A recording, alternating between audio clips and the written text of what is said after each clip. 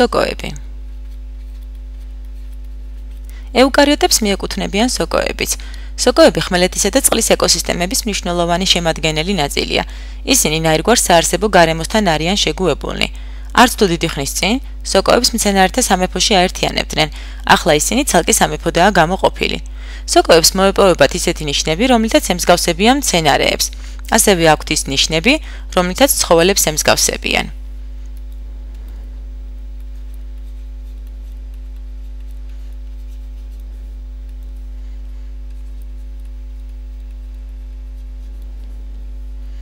მცენარეებს ემსგავსებიან შემდეგი ნიშნებით.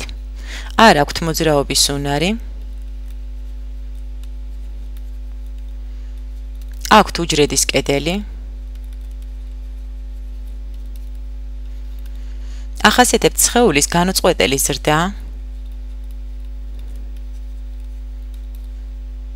ასევე ახასიათებთ სხეულის მთელი ზედაპირით შეწოვა,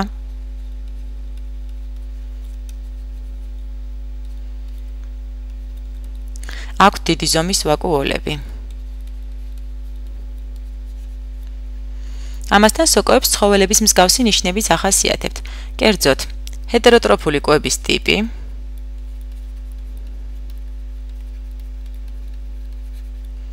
უჯრედის კედელში ქიტინის არსებობა, სამარაგოდ იგროვებენ გლიკოგენს, არ აქვთ პლასტიდები. სხვა ორგანოიდებიდან სოკოს უჯრედში გვხვდება ბირთვი, გოლჯის აპარატი, გლუვი და მარცვლოვანი ენდოპლაზმური ბადე, უჯრედის ცენტრი, მიტოქონდრიები და ლიზოსომები, ანუ ყველა ის ორგანოიდები, რომელიც ეუკარიოტული უჯრედისთვის არის დამახასიათებელი. საფუარები ერთუჯრედიანი სოკოებია.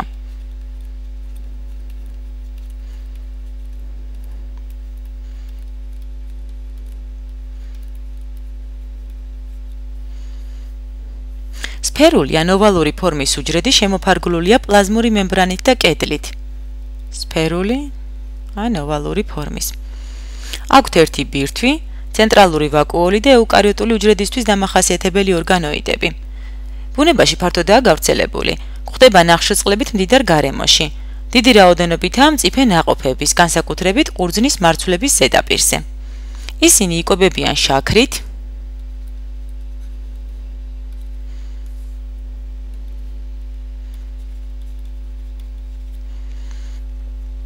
და დაკვირტვით მრავლდებიან.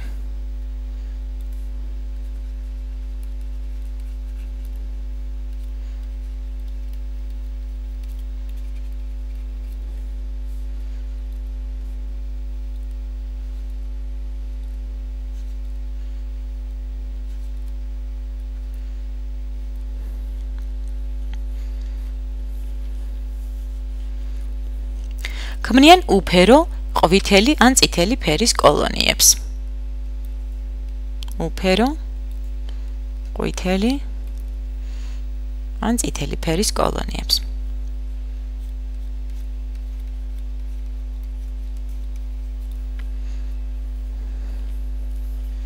ბაქტერიების მსგავსად იწვევენ დუღილს. სპირტული დუღილის გზით შლიან შაქარს და წარმოქმნიან ეთილის სპირტსა და ნახშირორჟანგს. ამ თვისების გამო საფუარ სოკოებს იყენებენ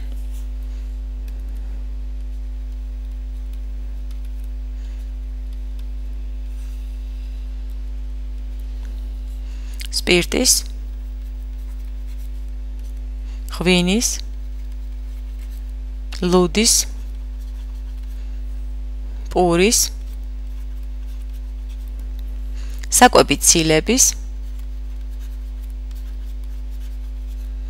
ფერმენტების და სხვათა მისაღებად. მათი ცხოველქმედების დროს გამოყოფილი ნახშირორჟანგი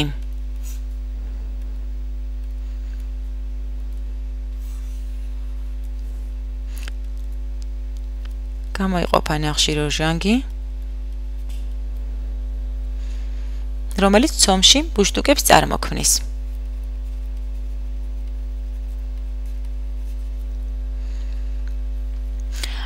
და მიზაფუებას იწვევს. გამოცხობის შემდეგ ეს ბუშტუკები პურში რჩება ნასვრეტების სახით.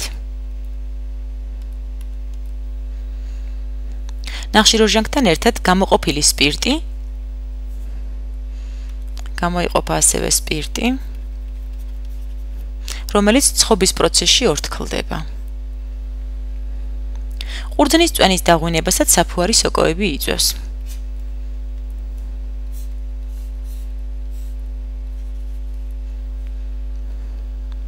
ღვინის წარმოების საფუძველს წარმოადგენს ყურძნის წვენის დადუღება სწორედ ველური საფუარით. ყურძნის მარცვლები, რომლებიც და ველური საფუარი, რომლებიც ყურძნის ნაყოფის კანზე ბინადრობს. საფუარა სოკოები ყურძნის წვენში არსებული შაქრით, გლუკოზით იკვებებიან. ცხოველქმედების შედეგად კი სპირტსა და ნახშირორჟანგს გამოყოფენ. ნახშირორჟანგი ბუშტულების სახით გამოიყოფა და ყურძნის წვენის დუღილს, ანუ დამაჭრებას იწვევს ნახშირორჟანგი, ხოლო გამოყოფილი სპირტი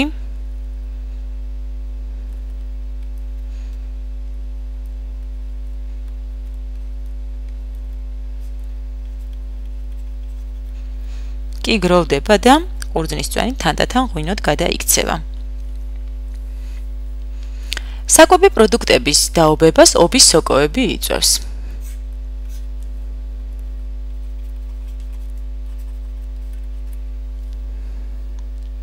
სოკოს სხეულს მიცელიუმი ეწოდება.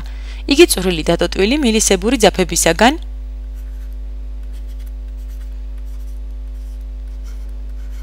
ჰიფებისაგან შედგება.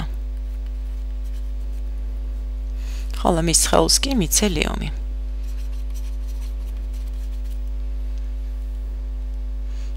ობის სოკოს უჯრედებში, ისევე როგორც სხვა სოკოების უჯრედებში, ქლოროპლასტები არ არის.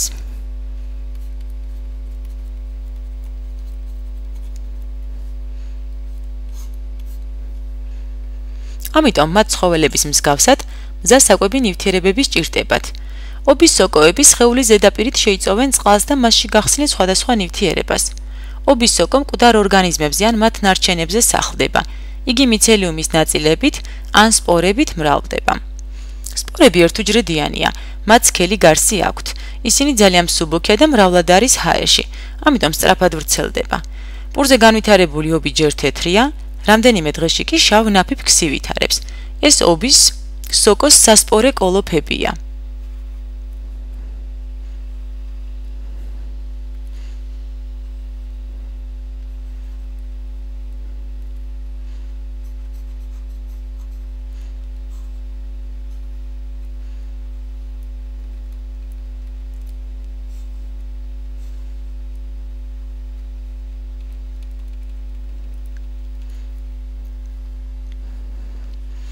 რომლებშიც მწიფდება სწორედ სპორები. ობის სოკო ბუნებაში დიდ როლს ასრულებს. მონაწილეობს ნივთიერებათა წრებრუნვაში, ახდენს ორგანული ნივთიერებების მინერალიზაციას, ათავისუფლებს ნიადაგს მკვდარი ნარჩენებისგან.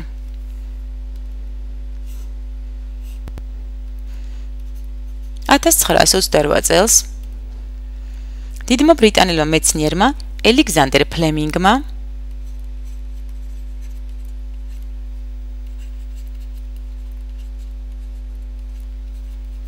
შეამჩნია, რომ ობის სოკო პენიცილიუმმა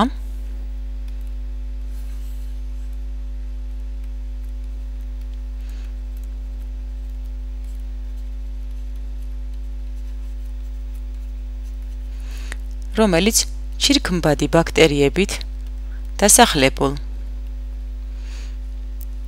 პეტრის ფინჯანზე გაიზარდა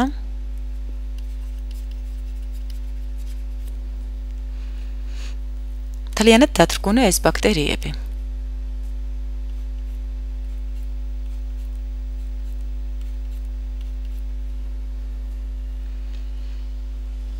ფლემინგმა ივარაუდა, რომ სოკომ გამოხო რაღაც ნივთიერება, რომელიც კლავს ბაქტერიებს. ამ ნივთიერებას ობის სოკოს სახელიდან გამომდინარე პენიცილინი უწოდეს. ხოლო შემდეგ კი მსგავს ნივთიერებებს ანტიბიოტიკები. ბერძნულად ანტისაწინააღმდეგო, ხოლო ბიოსიცოცხლე. ანტიბიოტიკების გამოყოფას უდიდესი მნიშვნელობა ჰქონდა, რადგან მაშინ ისეთი დაავადებები, როგორიცაა ტუბერკულოზი და ფილტვების ანთება, ხშირად სიკვდილს იწვევდა. ანტიბიოტიკების აღმოჩენა მრავალი ადამიანის სიცოცხლე იხსნა. მოგვიანებით გამოვლინდა, რომ ანტიბიოტიკების წარმოქმნის უნარი სოკო პენიცილიუმის გარდა სხვაობის სოკოებსა და ბაქტერიებსაც ახასიათებს. არსებობს სოკოები, რომლებიც ცოცხალ ორგანიზმში იჭრება და მის ხარჯზე იკვებება. ეს პარაზიტი სოკოებია.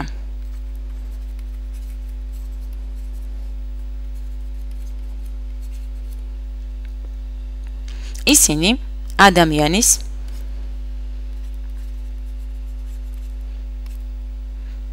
ცხოველის და მცენარის მრავალ დაავადებას იწვევენ.